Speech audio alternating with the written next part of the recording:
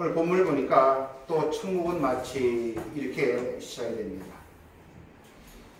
바다에 치고 각종 물고기를 모는 그물과 같으니 그물에 가득함에 물가로 끌어내어 앉아서 좋은 것은 그릇에 담고 못된 것은 내버려내니라. 저는 이런 말씀을 하나씩 하나씩 묵상하면요, 제가 바다에 그물을 치고 그 그물을 물가로 끌어낸 그런 어부라고 생각하면은 하나님이시라면 어떤 기분이실까? 그 상상하면서 본문을 봅니다. 사람도 노력한 만큼 물 많이 얻으면 참 좋은데, 앉아서, 그 앉았다는 그 표현도 어떤 마음일까요? 앉으셔가지고 좋은 것은 그릇에 담고 좀 못된 것은 내버릴 때의 그 마음을 보게 됩니다. 세상 끝에도 이러하리라. 천사들이 와서 의인 중에서 악인을 갈라내어 풀무불에 던져 넣으리니 거기서 울며 이를 갈리라. 예수님께서 13장에서부터 씨 뿌리는 자의 비유에서부터 쭉 천국은 마치 이러이러하리라 가르치신 후에 이 본문 후에 이 모든 것을 깨달았느냐 하시니 제자들이 그러하오이다. 그랬더니 또 하나 더 비유를 주십니다. 예수께서 이르시되 그러므로 천국에 지어진 서기관마다 마치 새 것과 옛 것을 그 곡판에서 내오는 집 주인과 같으니라 라고 13장에 이 내용이 나옵니다. 이 마태복음 13장엔 이 두 가지 비유가 교차되어 나옵니다. 씨를 뿌렸을 때에 그 밭이 길가와 같은 밭이 있고, 또 흙이 같은 돌밭이 있고, 또 가시떨기 위에 떨어지는 그런 가시떨기와 같이 그런 세상에 염려, 그런 마음이 있고 옥토와 같은 마음이 있다라고 이야기를 하십니다. 그래서 이 씨 뿌리자의 비유를 통해서 우리는 어떤 마음이 되어야 되나를 보게 됩니다. 하나님의 말씀이 들어지되 옥토 같은 마음이 되지 않으면 참 위험할 수 있구나라는 것을 알게 되고, 또 이 알곡과 가라지 비유를 통해서 주인이 좋은 씨를 뿌렸지만 악한 적이 와서 밤새에 이 가라지를 덧뿌렸다라고 하는 비유를 통해서 또 주님은 제자들이, 하인들이 이 가라지를 다 뽑아버릴까요? 했을 때 추수 때까지 놔두라 라는 말씀을 통해서 교회가 이 세상에 참 선한 사람만 있는 것이 아니라 그곳에서도 가라지와 같은, 독보리와 같은 곁모양은 자녀지만 그렇지 못한 자들과 공생할 수밖에 없는, 그러나 주님은 그 가운데서도 말세까지 놔두라, 변화될 찬스를 주님은 끝까지 기다리시는, 또 이 세상에 악한 자들이 많은 물로 인해서 실망하지 말라고, 그것이 하나님의 계획임을 깨닫고 그들과 공존하며 살아가는 지혜를 여러 각도에서 이 말씀을 볼 수 있습니다. 그러다가 겨자씨 비유가 나옵니다. 그리고 어떤 여인이 빵 누룩 비유로 이 말씀을 통해서 조심해야 됨을 말합니다. 작은 것이 큰 나무가 되고 참 성장하는 건 좋지만, 또 밀가루에다가 이스트를 넣어서 그 빵이 부드러워지고 맛있어지는 건 좋지만, 그런 식으로 우리가 외형적인 것을 중요시하다가 공중의 새가 그 나무 가지에 깃드는 그 위험성을 주님은 말씀해 주셨습니다. 그 큰 것이 다 좋은 것이 아니라, 먹기 좋은 것이 다 좋은 것이 아니라 참 진리, 참 하나님의 뜻을 깨닫는 것이 굉장히 중요함을 마태는 그 주님의 말씀의 비유를 통해서 우리에게 전해주셨어요. 그런데 그 가운데에 천국은 밭에 감추인 보화, 그리고 지극히 값진 진주를 찾는 상인과 그 찾은 농부와 같다고 하면서 그것을 발견한 후에 가진 모든 재산을 다 팔아서 그것을 사고 그것을 산 그런 상인의 귀한 말씀을 통해서 그렇게 모든 것을 다 재산을 팔고 사신 분이 예수 그리스도의 보혈로 이 보화는 이스라엘 백성을 의미하고 값진 진주는 신약의 우리 크리스찬을 의미한다. 이런 말씀을 나눴습니다. 그러니까 교차가 되는 거예요. 하나님 나라는 이러한 비유로 씨를 뿌리고 그곳에서 우리가 잘 좋은 밭이 되고 또 비록 성장은 늦고 좀 딱딱할지는 몰라도 그렇게 우리가 하나님 말씀을 차곡차곡 쌓아서 성장해 가는 것이 더 중요함. 그리고 이 땅에 악과 공들에 살아갈 수밖에 없는 우리들 또한 우리가 거기서 물들지 않고 하나님의 백성으로 끝까지 승리하는, 그래서 우리가 종말에 극히 값진 진주처럼 성장하는 이 진주 비유를 말씀하면서 제가 여러분들에게 소개했던 것이 진주는 그냥 진주가 되는 것이 아니라 조개 안에 작은 상처를 내면 그 상처를 보호하고자 그런 분비물을 뿜어내어 그것이 단단해져서 아름다운 진주가 되듯이, 그래서 예수님께서 이 비유의 모든 것들은 종말을 살아가는 하나님 나라에 들어가는 우리들이 이 세상에서 어떠한 생각으로 어떠한 가치로 이 세상을 살아야 되는가를 비유로 말씀을 풀었습니다. 그리고 오늘 본문입니다. 그물이 나오죠. 그물로 다 나누어질 때가 온다라고 이야기하면서 본문에 보면은 특별히 이 두 가지 이야기를 해주십니다. 뭐냐면 울며 이를 갈게 되리라 라고 하는 말씀이 13장 40절 이 가라지와 비유에서도 주님이 이렇게 이야기하십니다. 13장 40절에 그런즉 가라지를 거두어 불에 사르는 것 같이 세상 끝에도 그러하니라. 인자가 그 천사들을 보냈으니 그들이 그 나라에서 모든 넘어지게 하는 것과 또 불법을 행하는 자들을 거두어내어 풀무불에 던져 넣으리니 거기서 울며 이를 갈게 되리라 하고, 악인들은 그렇게 되고 그때 의인들은 자기 아버지 나라에서 해와 같이 빛나리라. 귀 있는 자는 들으라 라고 얘기하십니다. 이 울며 이를 갈게 된다는 말씀이 오늘 본문에 또 나오죠. 세상 끝에도 이러하니라. 천사들이 와서 의인 중에서 악인을 갈라내어 풀무불에 던져 넣으리니 거기서 울며 이를 갈리라. 우리 주님께서 이 말씀을 반복해서 강조하는 것은 우리가 조심해라고 하는 말씀입니다. 후회하지 말라고 하는 말씀입니다. 이를 가는 것은 굉장히 후회하는 것을 말합니다. 그래서 참 성경은 감사한 거예요. 왜 우리가 후회하지 말아야 될 것을 예수님은 이 비유를 통해서 마태복음 그만 좀 찾아서 우리 신앙생활이 정말 이를 가지지 않는 신앙생활이 되기 위해서는 무엇이 필요한가? 첫째로 마태복음 8장 10절에서 13절 좀 내용을 길어도 읽도록 하겠습니다. 좀 더 긴데 조금 줄였어요. 이 백부장의 사건입니다. 예수께서 들으시고 놀랍게 여겨 뭘 들었냐면요. 예수님께서 그 백부장 예수를 찾아오지 않습니까? 그래서 그 수하에 있는 부하에게 예수님께서 가시다니 주님이 오시는 것을 난 감당하지 못하겠노라. 말씀만 주시면 내 수하가 나으리라라고 믿음을 고백했던 그 후입니다.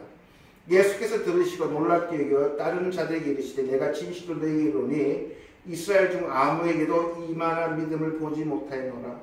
또 너에게 이르노니 동서로부터 많은 사람이 이르러 아브라함과 이삭과 야곱과 함께 천국에 앉으려니와 그 나라의 본 자손들은 바깥 어두운 데 쫓겨나 거기서 울며 이를 갈게 되리라 라고 이야기하십니다. 이 본문 말씀에서 이를 갈고 후회할 사람은 본 자손, 즉 이스라엘 백성이다 라고 주님이 경고하셨어요. 이것을 역으로 이야기 드리면 내가 예수 그리스도를 믿노라고 예배당에 앉아 있다라고 하는 것만이 우리가 천국 가는 보증이 되지 못함을 경고하신 말씀입니다. 이스라엘 백성들은 왜 주님께 이런 경고의 말씀을 들으셨을까요? 그들은 그 당시 이방인들과는 상종하지 아니하고 이방인에게는 하나님의 은혜가 임하지 않으리라 자기들만의 선민의식으로 자기들의 율법과 자기들의 법이 전부인 양 그렇게 이 이방인들을 그들은 차별하였던 그 이스라엘 백성에게 오해하였느라라고 주님 말씀하시는 겁니다. 우리도 믿음 생활 하다 보면요, 이 산을 보게 됩니다. 그리고 우리가 다른 그런 이질감을 가진 그런 믿음, 그런 분들을 향해서 우리도 그들을 차별하고 소외하는 요즘 교회가 그 일을 앞장서는 것 같습니다.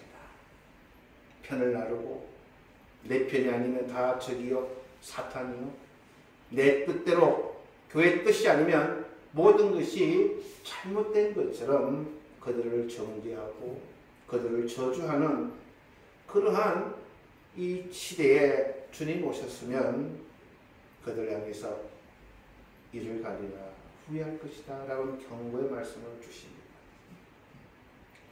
우리 믿음의 사람들 특히 하나님의 말씀을 가진 자들이 우리 특히 조심해야 됩니다. 너무 사고가 좁은 것 같아요. 성경 말씀은 굉장히 풍성합니다. 굉장히 깊고 높은데 인간들이 자꾸 잘못된 것을 정보를 듣다 보니까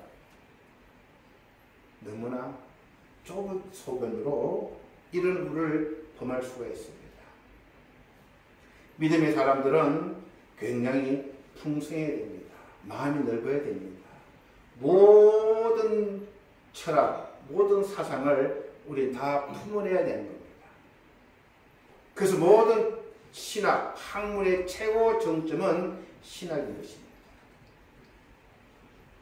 그래서 우리도 이런 오류를 범하지 말기 위해서는 다양한 사상, 다양한 관점을 보고 듣는 그런 것이 믿음의 사람들에게 필요하지 않을까 생각합니다. 두 번째 보면은 마태복음 22장에 또 이런 말씀이 나옵니다. 너희들이 길에 가서 사람을 만나는 대로 혼인잔치에 청하여 오라 한데 종들이 길에 나가 악한 자나 선한 자나 만나는 대로 모두 데려오니 혼인잔치에 손님들이 가득한지라. 처음에 초청받은 자들은 여러 핑계로 왕의 혼인잔치의 초청을 거절합니다. 왕이 화가 나서 다 종들을 보내서 만나는 대로 악한 자나 선한 자나 관계없이 모두 데려오라. 그래서 잔치 손님들이 가득했을 때 임금이 손님들을 보러 들어올 때 거기서 예복을 입지 않은 한 사람을 보시고 이르되 친구여 어찌 예복을 입지 않고 여기 들어왔느냐 하니 그가 한마디 못하는 거예요. 임금이 사람들에게 말하되 그 손발을 묶어 바깥 어두운 데에 내던지라. 거기서 슬피 울며 이를 가게 되리라 하니라. 청을 받은 자는 많되 택함을 입은 자는 적으니라. 여기에도 울며 이를 가는 모습을 보게 됩니다. 왜 이 한 사람은 이를 갈았을까요? 예복을 입지 않았기 때문입니다. 그 많은 분들이 오해를 합니다. 자기 옷을 입고 가면 되는데 왜 그랬을까요? 근데 그 당시 이 풍습을 알게 되면요, 이 말씀이 이해가 됩니다. 그때 왕의 혼인잔치에는 왕이 예복을 준비해서 모두에게 입히는 것이 그 당시 풍습이에요. 그러니까 예복을 안 입었다고 하는 것은 이 왕의 호의를 무시했다는 겁니다. 나는 그런 거 필요 없어. 나는 내 옷 입은 대로, 내 모습대로. 우리는 하나님의 호의와 하나님의 은혜로 새 마포를 입은 존재들입니다. 예수 그리스도를 믿음으로 하나님께서 의의 새 마포를 우리에게 입혀주셨어요. 그런데 그것이 필요 없다고 하니까 이 사람은 왕의 초청을 받아 그 자리에 앉아는 있지만 그는 이를 갈 수밖에 없는 그런 인생이 됨을 고백합니다. 예배당에 와 앉아 있지만 아직도 하나님의 은혜와 나의 공의가 아직도 구분되지 않는 분들이 참 많습니다.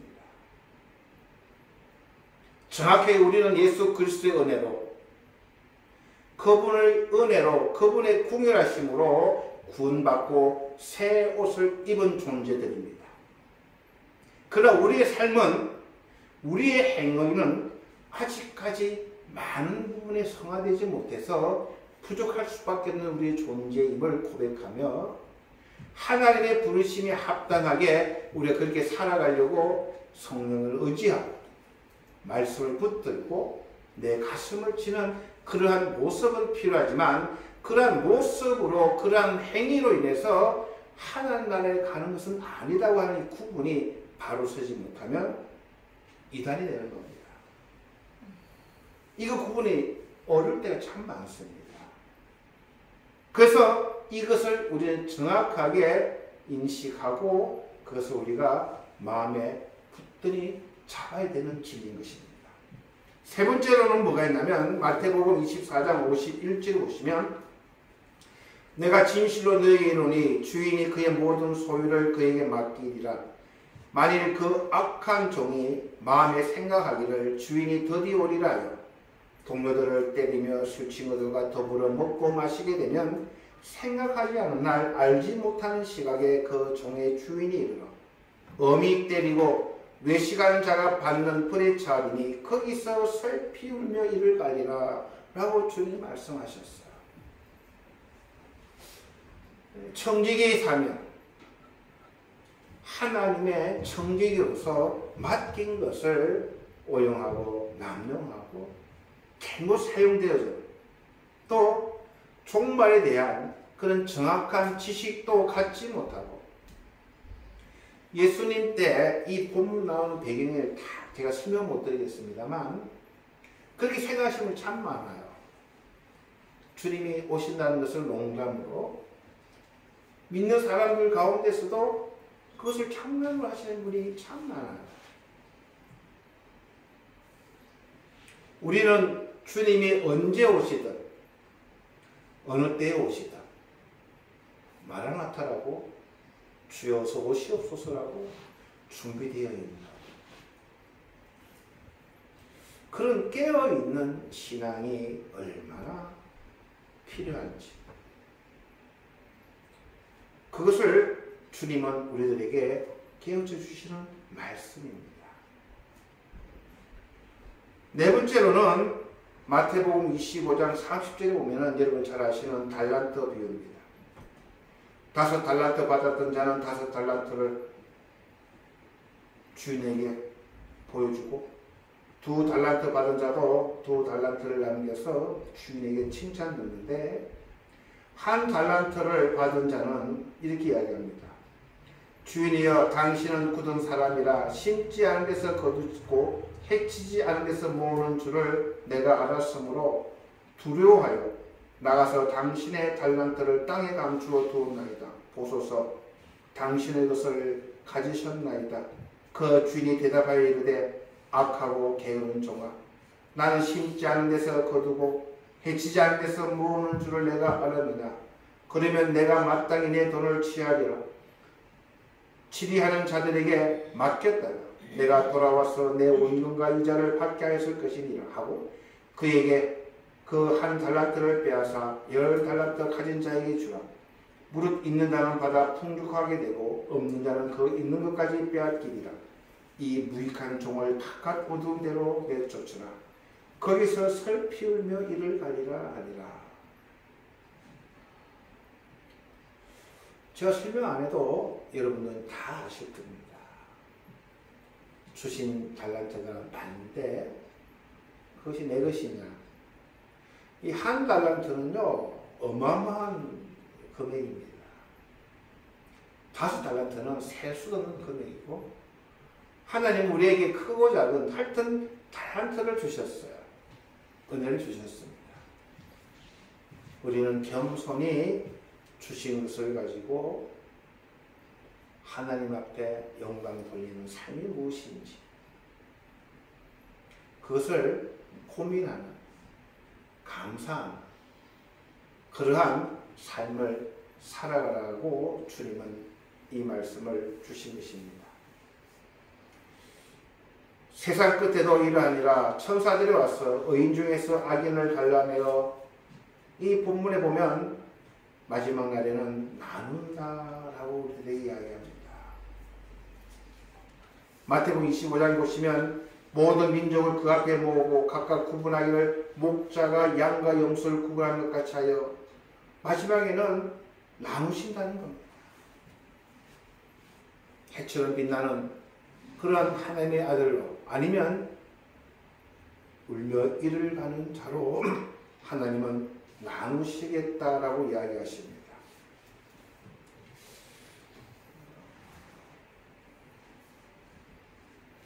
결론은 너희들이 알겠느냐라고 물으신다는 겁니다.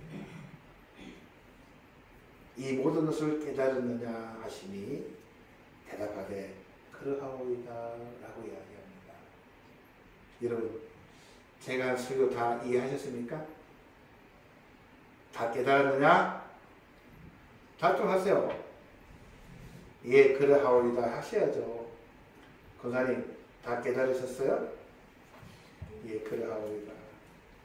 네, 이건 다음 주에 하겠습니다. 근데 제자들은 그 당시는 다 깨닫지 못했어요. 그 예수님께서 이상한 말씀을 하십니다. 함께 57절에 보시면요, 52절입니다. 예수께서 이르시되 그러므로 천국의 제자된 서기관마다 하고 또 하나의 비유를 주셨습니다. 천국의 제자단 서기관마다 마치 세격가의 것을 그 곳간에서 내오는 집 주인과 같으니라 라고 굉장히 중요한 말씀을 우리들에게 해 주셨습니다. 이 말씀은 제가 다음 주에 조금 언급하고 말씀을 보도록 하겠습니다. 여러분, 예수님께서 마태복음 13장에 왜 이 비유 말씀을 우리에게 주셨는가? 그것은 이를 갈지 않고 천국의 제자단 서기관들이 되어서 세급과 옛것을 그 곳간에서 내오는 집 주인이 되시기를 주님은 바라시기 때문에 우리들에게 이 비유 말씀으로 말씀해 주셨습니다. 저와 여러분이 천국의 서기관 된, 천국의 제자된 서기관처럼 옛것과 새것을 잘 끄집어내어 그것을 잘 이용하는 집중체에 대해서 주님이 언제 오시든 우리에게 맡겨주신 사명을 우리는 잘 기억하며 이를 갈지 않고 하나님 앞에 다 서실 수 있는 저와 여러분 되기를 부탁을 드립니다. 우리 잠깐 기도하시겠습니다. 주님, 깨달으셨느냐 물으셨습니다. 저희들 다 깨달았다 하기에는 부족함이 있음을 고백을 드립니다.